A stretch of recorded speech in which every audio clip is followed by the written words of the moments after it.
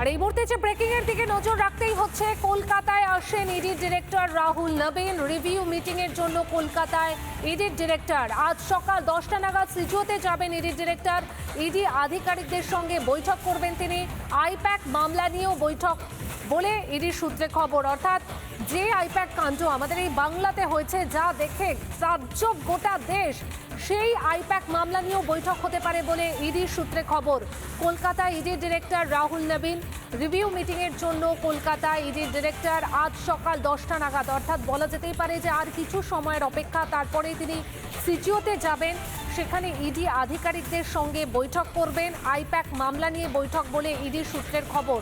একাধিক বিষয় নিয়ে বৈঠক হতে পারে, কিন্তু তার মধ্যে আইপ্যাক মামলা উঠে আসবে এবং আইপ্যাক মামলা নিয়ে আলোচনা অবশ্যই হবে, এমনটাই কিন্তু সূত্র মারফত আমরা জানতে পারছি। এছাড়াও একাধিক বিষয় নিয়ে বৈঠক হতে চলেছে ইডি আধিকারিকদের সঙ্গে।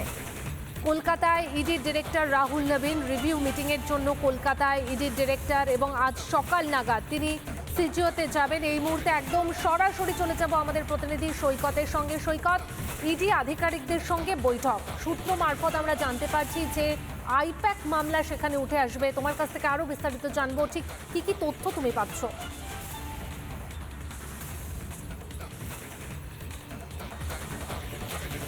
দেখো, আইপ্যাক মামলাটা এই মুহূর্তে ইডির কাছে কিন্তু অত্যন্ত গুরুত্বপূর্ণ।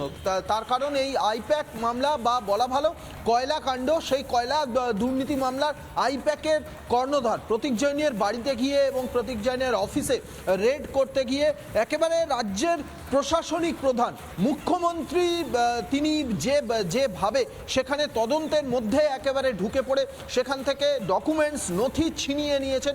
ইডি সরাসরি তাদের যে প্রেস রিলিজ, সেই প্রেস রিলিজে উল্লেখ করেছিল যে গুরুত্বপূর্ণ এভিডেন্স নষ্ট হয়েছে, গুরুত্বপূর্ণ এভিডেন্স মুখ্যমন্ত্রী ছিনিয়ে নিয়েছেন। তাই এই কয়লাকাণ্ড বা আইপ্যাক মামলাটা অত্যন্ত গুরুত্বপূর্ণ এই মুহূর্তে ইডির কাছে। ইতিমধ্যেই ইডির শীর্ষকর্তা শহরে এসেছেন রাহুল নবীন। তিনি আজকে ঠিক 10:30 থেকে 11টার মধ্যে সিজিও কমপ্লেক্সে আসবেন এবং সিজিও কমপ্লেক্সে এসে এই আইপ্যাক মামলা বা এই কয়লাকাণ্ডে যারা যারা সেদিন প্রতীক জৈনের সঙ্গে বা প্রতীক জৈনের বাড়িতে এবং অফিসে রেড করতে গেছিলেন, মূলত একজন অ্যাসিস্ট্যান্ট ডিরেক্টর পদমর্যাদার আধিকারিক, তিনি যদিও এই মুহূর্তে দিল্লিতে ট্রান্সফার হয়ে গেছেন, কিন্তু তার সঙ্গেও ভায়া ভিডিও কনফারেন্স কথা হবে। এই মামলাটার তদন্ত খুব গুরুত্বপূর্ণ, শুধু নয়, তদন্ত একেবারে যে গতিতে এগোনো দরকার ঠিক সেই গতিতেই এগিয়ে নিয়ে যেতে চাইছে ইডির আধিকারিকরা। কিন্তু মাঝে রাজ্যের একেবারে প্রশাসনিক প্রধানের কাছ থেকে এই ধরনের যে আচরণ, বা রাজ্যের প্রশাসনিক প্রধান তদন্তের মাঝে একেবারে যদি ঢুকে যান এবং নথিপত্র ছিনিয়ে আনেন, তাহলে ডেফিনেটলি তদন্ত ধাক্কা খায়।